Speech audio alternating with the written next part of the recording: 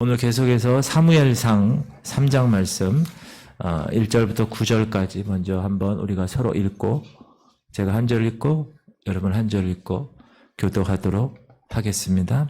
아이 사무엘이 엘리 앞에서 여호와를 섬길 때에는 여호와의 말씀이 희귀하여 이상이 흔히 보이지 않았더라. 엘리의 눈이 점점 어두워 가서 잘 보지 못하는 그때 그가 자기 처소에 누웠고 하나님의 등불은 아직 꺼지지 아니하였으며 사무엘은 하나님의 교회에 있는 여호와 전 안에 누웠더니 여호와께서 사무엘을 부르시는지라 그가 대답하되 내가 여기 있나이다 하고 엘리에게로 달려가서 이르되 당신이 나를 부르셨기로 내가 여기 있나이다 하니 그가 이르되 나는 부르지 아니하였으니 다시 누우라 하는지라. 그가 가서 누웠더니 여호와께서 다시 사무엘을 부르시는지라 사무엘이 일어나 엘리에게로 가서 이르되 당신이 나를 부르셨기로 내가 여기 있나이다 하니 그가 대답하되 내 아들아 내가 부르지 아니하였으니 다시 누우라 하니라. 사무엘이 아직 여호와를 알지 못하고 여호와의 말씀도 아직 그에게 나타나지 아니한 때라. 여호와께서 세 번째 사무엘을 부르시는지라 그가 일어나 엘리에게로 가서 이르되 당신이 나를 부르셨기로 내가 여기 있나이다 하니 엘리가 여호와께서 이 아이를 부르신 줄을 깨닫고 다 같이 엘리가 사무엘에게 이르되 가서 누웠다가 그가 너를 부르시거든 네가 말하기를 여호와여 말씀하옵소서 주의 종이 듣겠나이다 하라 하니 이에 사무엘이 가서 자기 처소에 누우니라. 아멘. 여러분 스포츠 좋아하세요? 야구, 축구 뭐 이런 게 지금 많이 하고 있는데 근데 FA 선수라고 들어보셨어요? FA 선수.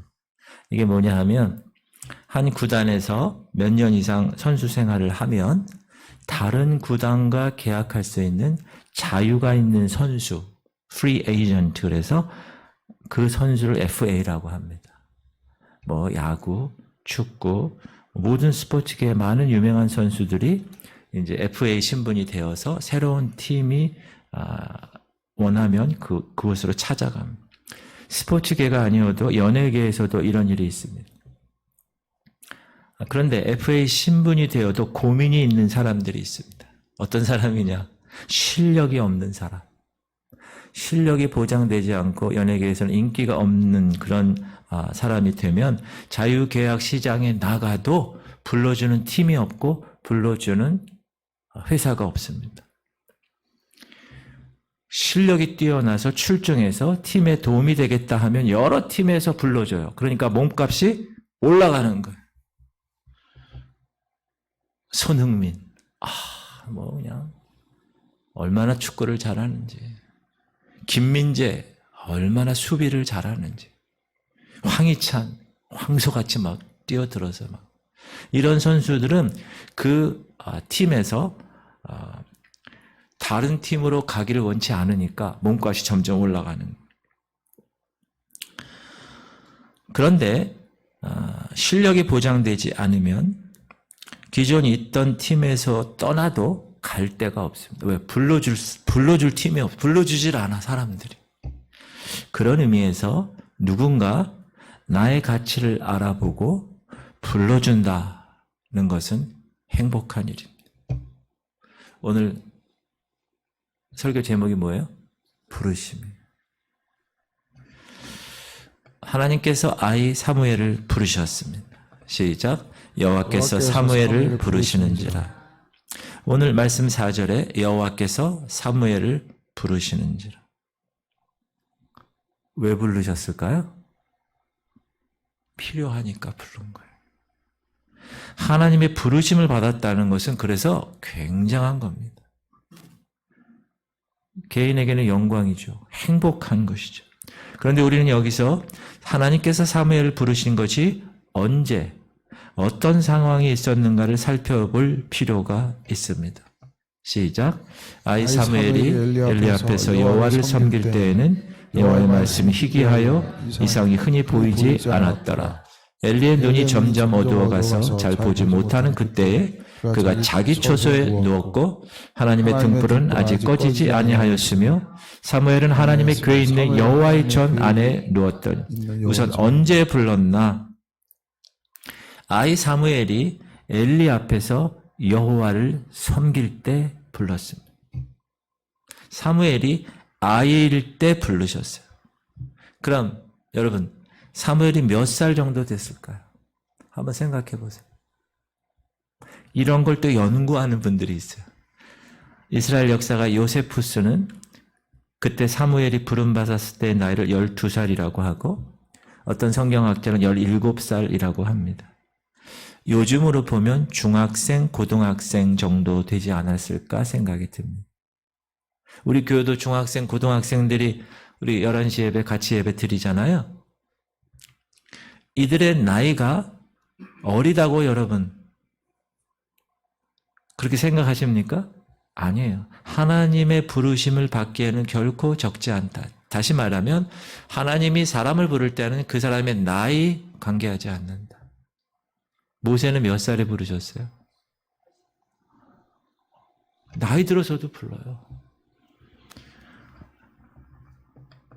두 번째, 또 언제 불렀는가? 사무엘을 하나님이 엘리 앞에서 여호와를 섬길 때 불렀습니다. 사무엘은 젖을 뗀 후에 하나님의 성소가 있는 실로에서 하나님을 섬기도록 들여진 아이였습니다. 엄마 이름이 뭐죠? 한나. 한나가 하나님께 서원하는 것을 이행했잖아요. 자, 5살, 6살 젖됐을 때 이제 성소로 보낸 거죠. 그러면 5살, 6살 아이가 들여져서 하나님을 섬긴다는 것이 과연 무엇이 있을까? 무슨 일이 있을까? 당시 대제사장 엘리의 심부름을 했을 겁니다. 몸종 같은 그런 일을 했을 거예요. 그래서 엘리 앞에서 여호와를 섬길 때 이렇게 얘기한 겁니다. 사무엘은 엘리의 몸종처럼 엘리가 부르면 네 목사님 막 달려가요. 심부름하고 문 열어라 네 목사님 문 닫어 네 목사님 청소해야 되겠다. 알겠습니다. 이렇게 지냈던 것 같습니다. 자, 어린 사무엘이 하나님을 섬긴다는 것은 당시 대제사장 엘리가 하나님을 섬기는 것을 그냥 어느 정도 도와주는 역할일 것입니다. 그렇게 한 5, 6살 아이로 들여져서 지금 한 17 정도, 한 10년 정도 지났을 때 하나님이 사무엘을 부르셨는데 사무엘은 그날도 어디에 누워 있었습니까? 3절에 보면 하나님의 궤에 있는 여호와의 전 안에 누웠습니다. 여기 누워있는 여기. 2절 엘리 제사장은 어디에 누워 있습니까? 읽어볼게요. 시작. 엘리의 눈이 점점 어두워 가서 잘 보지 못하는 그때 그가 자기 처소에 누웠고 하나님의 등불은 아직 꺼지지 아니하였으며 사무엘은 하나님의 궤에 있는 여호와의 전 안에 누웠다. 따라합시다. 엘리는 자기 처소에서, 사무엘은 여호와의 전 안에서. 엘리는 점점 분별력을 상실해가고 있었고 사무엘은 하나님이 부르시면 언제든지 달려갈 준비를 하고 있었다. 대조적이죠. 그런데 사실 사무엘은 하나님의 부르심을 한 번도 경험해보지 못한 사람입니다. 어떻게 그것을 알 수 있습니까? 하나님이 사무엘을 불렀지만 사무엘은 누구에게 갔습니까? 하나님에게 가야죠. 누구에게 갔어요? 시작. 엘리에게로 달려가서 이르되 당신이 나를 부르셨기로 내가 여기 있나이다 하니. 엘리에게 가서 부르셨습니까? 목사님? 이렇게 한 거예요. 엘리가 안 불렀어. 가면서 분명히 들었는데 다시 돌아가 자리에 누웠다고 했습니다. 그렇게 몇 번이요? 3번을 그렇게 했다. 그때마다 사무엘은 누구에게로 갔어요? 엘리에게로 갔어요. 사무엘 짜증냈다고 여기 나와 있지 않아. 저 같으면 짜증냈을 거예요. 3번씩이나 그러고. 아, 하나님 지금 장난하십니까? 불러놓고 아니라고 그러고 말이에요.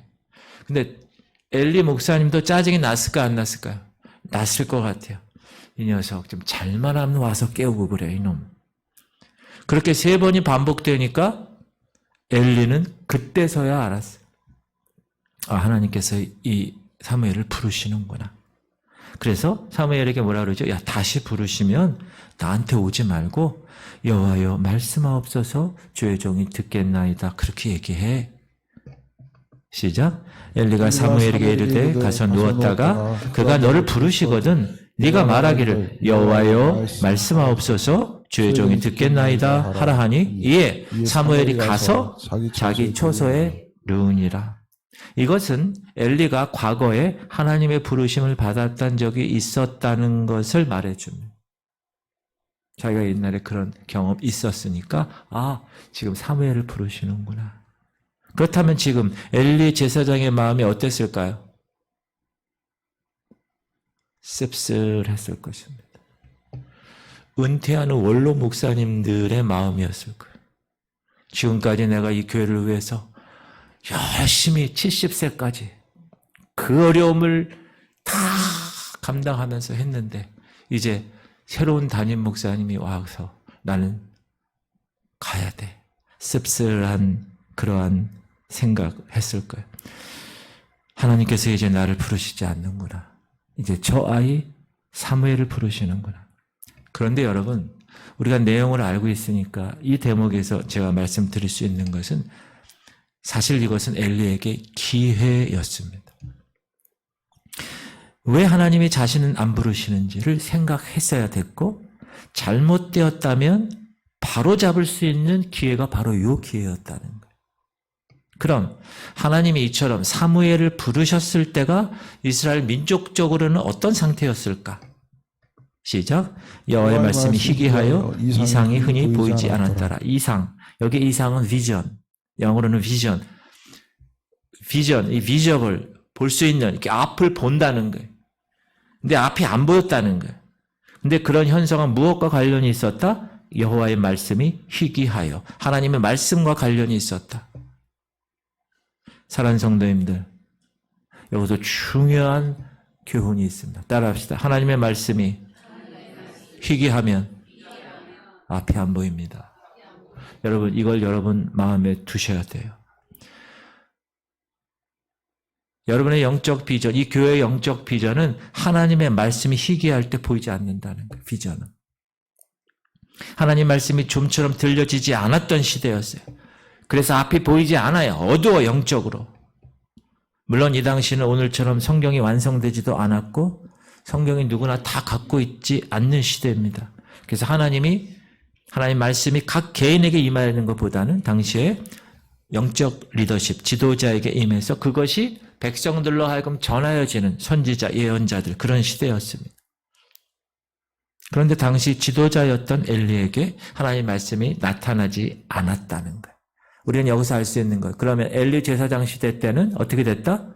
영적으로 어두웠다. 왜? 리더가 어두웠기 때문에. 사랑하는 성도님들, 지금도 마찬가지입니다. 물론 오늘날은 성경이 책으로 되어서 각 개인이 소지하고 있는 시대지만 그럼에도 불구하고 말씀이 희귀할 수 있습니다. 홍수가 났어. 물이 많죠. 먹을 물이 없습니다. 하나님의 말씀이 나를 향한 부르심으로 다가오지 않으면 그 말씀이 나와 상관없는 말씀이라면 희귀한 겁니다. 그러면 우리의 영적 눈은 어떻게 된다고요? 미래는, 비전은, 이 교회 비전, 여러분의 비전, 여러분 자녀들의 비전은 보이지 않는다는 거. 어두워 간다는 거.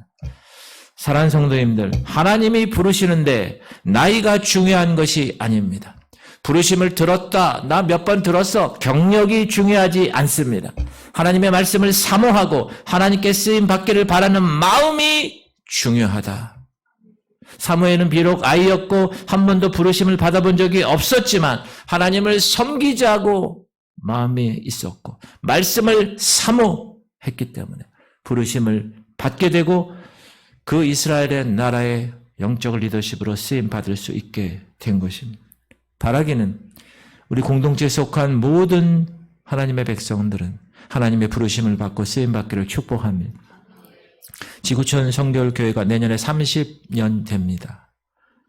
그래서 교회 영적 리더들을 세우는 마음을 하나님이 주셨습니다.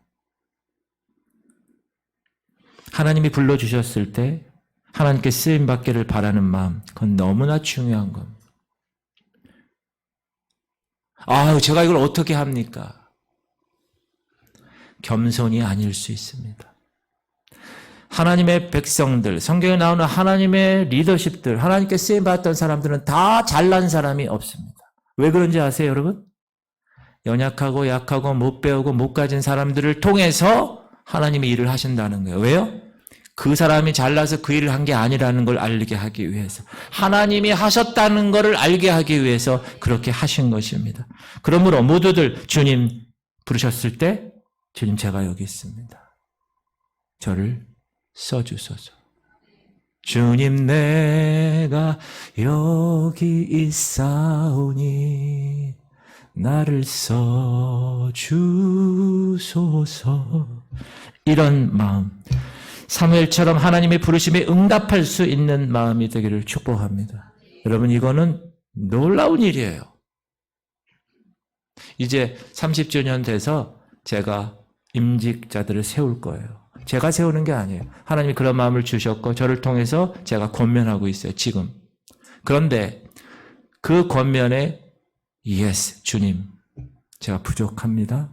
그래도 주님이 저를 쓰시겠다면 제가 하나님 큰 이 나라의 한 부분을 담당할 수 있다면 너무나 영광스러운 일이고 감사한 일입니다. 주님, 순종하겠습니다. 그렇게 응답하는 여러분들 되시기를 주님의 이름으로 축복합니다. 오늘 말씀을 성령의 말씀으로 듣기를 주님의 이름으로 축복합니다. 두 번째 생각할 것은 하나님의 부르심을 받은 사무엘은 하나님이 과연 나에게 무슨 말씀을 하실까? 굉장히 두려웠을 것입니다. 떨렸을 거예요. 또 설렜을 거예요. 그런데 하나님께서 무슨 말씀을 하셨습니까? 놀랍게도 그 엘리 목사님의 가문의 멸망에 관한 내용이었다는 거예요. 시작. 여호와께서 사무엘에게 이르시되 보라, 내가 이스라엘 중에 한 일을 행하리니 그것을 듣는 자마다 두 귀가 울리리라. 내가 엘리의 집에 대하여 말한 것을 처음부터 끝까지 그날에 그에게 다 이루리라. 내가 그의 집을 영원토록 심판하겠다고 그에게 말한 것은 그가 아는 죄악 때문이니 이는 그가 자기의 아들들이 저주를 자청하되 금하지 아니하였음이니라. 그러므로 내가 엘리의 집에 대하여 맹세하기를 엘리 집의 죄악은 제물로나 예물로나 영원히 속죄함을 받지 못하리라 하였노라 하셨더라. 이게 어린 사무엘에게 하나님이 첫 번째 말씀하신 말씀이라는, 템플보이 사무엘에게 엘리 제사장은 양아버지 같은 분이에요. 또한 자신이 보고 배워가야 할 대제사장이었습니다. 그런데 그 엘리가, 그것도 혼자가 아니라 그 엘리 목사님의 온 가문이 멸망하고 다시 일어서지 못한다. 충격적인 내용입니다. 사무엘이 이 말을 들었을 때 어땠을까요? 두려웠죠. 시작. 사무엘이 아침까지 누웠다가 여호와의 집의 문을 열었으나 그 이상을 엘리에게 알게 하기를 두려워. 당연하죠. 다른 내용도 아니야. 당신하고 당신 애들이 다 멸망한대요. 다음날 아침이 되면 엘리가 물을 거 아니에요? 야, 하나님이 네게 무엇을 어제 말씀하시더냐? 아니나 다를까? 다음날 아침 엘리가 사무엘에게 묻습니다. 숨김없이 말해. 사무엘은 자세히 숨김없이 말했다고 기록. 이게 제일 중요한 거예요. 시작. 엘리가 사무엘을 불러 이르되 내 아들 사무엘아. 이거 아들이라고 그러잖아요. 그가 대답하되 내가 여기 있나이다 하니 그가 이르되 네게 무엇을 말씀하셨느냐? 청하노니 내게 숨기지 말라. 네게 말씀하신 모든 것을 하나라도 숨기면 하나님이 네게 벌을 내리시고 또 내리시기를 원하노라 하는지라. 사무엘이 그것을 그에게 자세히 말하고 조금도 숨기지 아니하니 그가 이르시되 이는 여호와이시니 선하신 대로 하실 것이니라 하니라. 그럼 왜 하나님이 얄궂게 왜 어린 사무엘에게 이런 말씀을 주신 것일까요? 따라합시다. 하나님께서는 지금 일꾼을 찾으십니다. 그런데 그 일꾼의 자격은 뭡니까?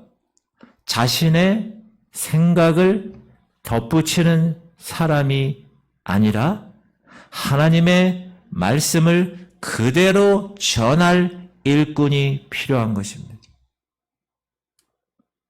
그 말이 축복의 말이 아니라서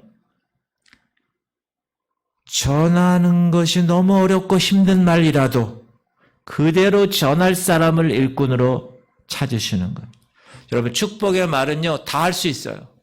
그러나 어린 사무엘이 아버지 같은, 그것도 제사장에 관계되는 그 멸망에 대한 저주를 그대로 얘기한다는 건 이거는 정말 어려운 일입니다. 그러나 사무엘은 자기 생각을 덧붙이지 않고 하나님의 말씀을 그대로 전했습니다. 이것은 일종의 사무엘에 대한 하나님의 테스트입니다. 그 테스트를 거친 것입니다. 사무엘에게 참 힘든 일입니다. 그러나 사무엘은 그 말씀을 엘리에게 그대로 전한 것입니다. 또 한 가지, 하나님이 찾으시는 일꾼의 조건이 있습니다. 그것은 죄로부터 떠나야 한다는 것. 엘리는 하나님의 일꾼으로 쓰임 받았던 사람입니다. 그런데 왜 그가 지금 하나님의 멸망을 받을 수밖에 없는 사람이 되었을까? 13절입니다. 시작. 내가 그의 집을 영원토록 심판하겠다고 그에게 말한 것은 그가 아는 죄악 때문이니 이는 그가 자기 아들들이 저주를 자청하되 금하지 아니하였음이니라. 엘리도 알고 있는 거라는 거예요. 이미 그는 하나님의 지적을 받았다는 거예요. 자신도 그것이 죄라는 것을 알았다는 거예요. 그러나 돌이키지 않았다.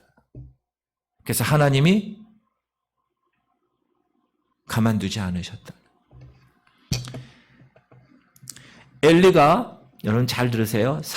어린 사무엘을 통해서 하나님의 이상을 지금 들었어요. 하나님께서 그 가문을 영원토록 멸하시겠다는 말을 들었어요. 그때 엘리의 태도가 어땠죠? 시작. 그가 이르되 이는 여호와의 신이 선하신 대로 하실 것이니라 하니라. 어떤 태도입니까?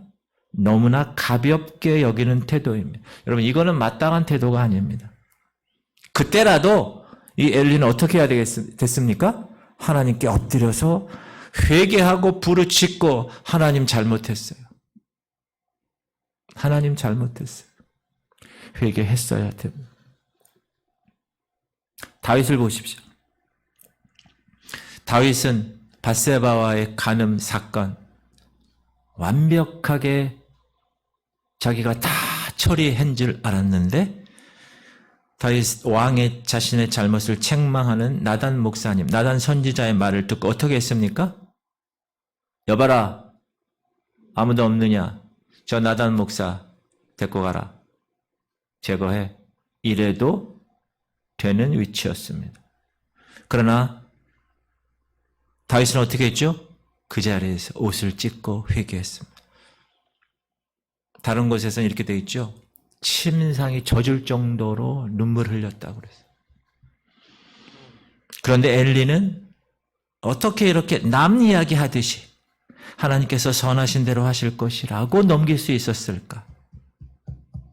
그 이유는 그 마음이 완악해졌기 때문에, 경고의 말씀을 대수롭지 않게 여겼기 때문에. 그는 이미 경고를 들었습니다. 우리가 지금 3장 공부하는데 2장 시작. 내 아들들아 그리하지 말라. 내게 들리는 소문이 좋지 아니하니라. 너희가 여호와의 백성으로 범죄하게 하는도다. 두 아들이 있었죠. 그런데 성전에서 봉사하는 여인들을 겁탈하고 성폭력을 하고 또 갖고 온 헌금 내에서 좋은 것들 다 빼서 챙겼어요. 그런데 그걸 얘기를 들었죠. 야, 그러지 말아라. 네게 들리는 소문이 좋지 않다. 이 말을 보면 잘못을 지적하고 따끔하게 자녀를 야단치는 것이 아닙니다. 이놈의 새끼, 일로 와. 제대로 해야지. 따끔하게, 야, 소문이 좋지 않다. 그리하지 말아라. 굉장히 유하게 말하고 있습니다. 하나님께 대한 경각심도 없습니다. 전에도 말씀하셨는데 그 사이 아무 일도 안 일어났어요. 그렇죠? 하나님이 경고했는데 아무 일이 일어나지 않으니까 야, 이거 별일 아니구나. 아니란 마음도 있었던 것입니다. 그래서 하나님은 사무엘에게 말씀하신 거예요. 나의 일꾼이 된다는 것은 말씀을 가감없이 그대로 전하는 것이고 죄에 대하여 경각심을 가지고 회개하고 돌이키지 않으면 저렇게 엘리 목사처럼 심판받을 수 있다는 것. 그걸 오늘 말씀하시는 것. 사랑하는 성도님들, 하나님께서 한번 경고하시고 바로 실행에 옮기시지 않습니다. 하나님은. 왜 그러시죠? 자비가 있으시고 인내가 있으시고 우리를 사랑으로 대하시기 때문에. 왜? 돌이킬 기회를 주시려고.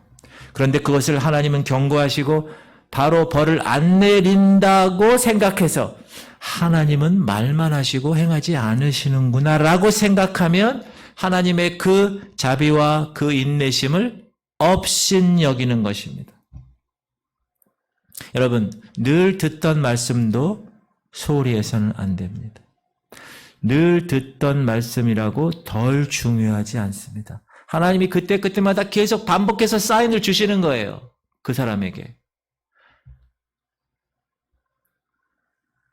따라합시다. 늘 듣던 말씀이라도 그 말씀이 내게 해당된다면 순종해야 합니다. 내가 그 말씀에 순종하고 있지 않다면 같은 말씀을 수없이 지금 듣는 것, 그거 오히려 축복일 수 있어요. 왜? 회개의 기회가 더 많아졌다는 거 아니에요. 하나님은 돌이킬 기회를 주시는 거예요. 세 번째 생각할 것은 하나님의 부르심을 받고 하나님께 쓰임받는 것이 가장 큰 축복이고 감사라는 겁니다.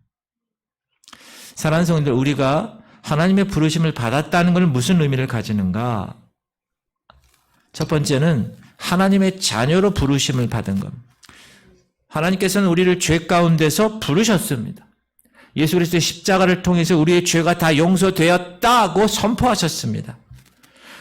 우리에게 무엇을 해야 된다 요구하지 않으셨어요. 하나님께서 너희의 죄를 예수님께로 옮기셨고 그가 십자가에서 대신 그 죄의 대가를 지고 죽으셨기에 너희 죄가 사라졌다는 그 말씀을 그대로 받아들이고 믿음으로 하나님께서 그 예수님을 3일 만에 다시 살리신 것을 믿는 자는 나의 자녀로 삼는다. 그 약속을 우리에게 주신 것. 그게 복음이에요, 여러분. 제가 주일날 복음에 대해서 전도 대상자들에게 여러분 어떻게 방어하고 어떻게 반응해야 되는가를 말씀드릴 거예요. 이 약속의 부르심 앞에 여러분이 믿음으로 반응하고 나가면, 전도 대상자가 믿음으로 반응하고 나가면 그 사람은 하나님의 자녀가 되는 거다. 이 부르심은 엄청난 겁니다. 이거는 보편적인 부르심이에요.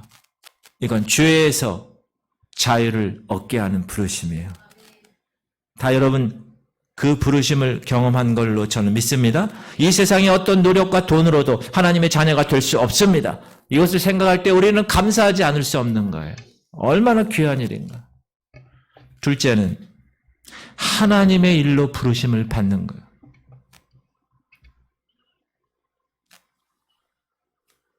따라합시다. 하나님의 나라에서 실업자로 살 것인가? 일꾼으로 살 것인가? 그것이 문제다. 여러분, 하나님 나라 백성 맞습니까? 근데 하나님 나라에서 실업자로 사실 거예요? 일꾼으로 사셔야지. 그게 우리에게는 영광인 거예요. 이것을 소명이라고 합니다. 하나님께서 나에게 주신 은사와 재능을 통해서 하나님이 무엇을 하고 싶으시다라는 것을 아는 사람은 복된 사람입니다. 이 두 번째 부르심, 이 소명은요, 교회를 통해서 드러나고 교회를 통해서 행해지는 것입니다. 개인마다 소명이 먼저 나타날 수도 있고 자신의 소명이 무엇인지 몰랐는데 교회에서 섬기는 일을 통해서 그 소명을 확인하는 경우도 있습니다. 그러나 중요한 것은 내가 하나님 나라를 위해서 실업자로 있지 않고 일하고 섬길 수 있다는 것은 축복이고 감사라는 것입니다. 19절 시작. 하나님이 자라매 여호와께서 그와 함께 계셔서 그의 말이 하나도 땅에 떨어지지 않게 하시니, 여러분 이건 얼마나 축복인지 몰라요. 그가 한 말이 다 응답됐다는 거예요. 이거는 하나님이 부르셨을 때 yes, 나는 부족하지만 나는 내가 봐도 감당할 수 없다고 생각했지만 하나님이 부르셨으니 감사하고 감격하여 하나님 나라의 일꾼으로, 실업자가 아니라 일꾼으로 내가 쓰임받기 원합니다. 하나님의 자녀로 부르심을 받고 하나님의 일꾼으로 부르심을 받아 하나님과 동행하며 이 땅을 같이 하나님과 동역하고 일할 수 있다는 것, 그것은 우리 인생의 최고의 행복입니다. 그 행복을 누리시는 지구촌 성결교회 성도님들 되시기를 주의 이름으로 축원합니다. 이게 사람을 세울 때, 직분자를 세울 때 사단이 좋아할까요, 싫어할까요? 사단이 시비를 걸까요, 안 걸까요? 엄청 겁니다. 그래서 어떻게 해야 될까요? 기도해야 됩니다. 그걸로 시험 들게 한다는 거. 그걸로 분열시킨다는 거. 우리는 그걸 알고 있기 때문에 기도해야 됩니다. 하나님께서는 이 교회를 사랑하십니다. 그리고 이제 하나님께서 계획하신 이상, 비전을 이 교회를 통해서 이루실 것입니다. 그거를 영적 리더십의 목사를 통하여 선포케 하셨습니다. 그래서 그것에 하나님께서 원하시는 바대로 지금 방향을 설정해서 달려나가고 있습니다. 그때 하나님께서 여러분 하나님 나라의 일꾼으로 여러분을 부르십니다. 부르실 때 Yes, Lord. Here I am, Lord. 제가 여기 있습니다. Send me, Lord. 보내시옵소서. 주님이 원하시는 곳에 내 직분 받아서 난 하나님 나라의 일꾼으로 사용하겠습니다. 사용받기를 원합니다. 이렇게 반응하는 삶. 그 사람이 하나님이 원하시는 사람입니다. 한마디 했다고 시험 들고 이 얘기했다고 삐지고 여러분 성숙한 삶이 되어야 되는 거예요. 성숙한 삶. 흔들리지 아니하는 삶. 하나님을 직접 만나 그 하나님의 말씀대로 사는 삶. 그 삶을 하나님은 원하고 계십니다. 그렇게 살아갈 수 있기를 주의 이름으로 축원합니다. 기도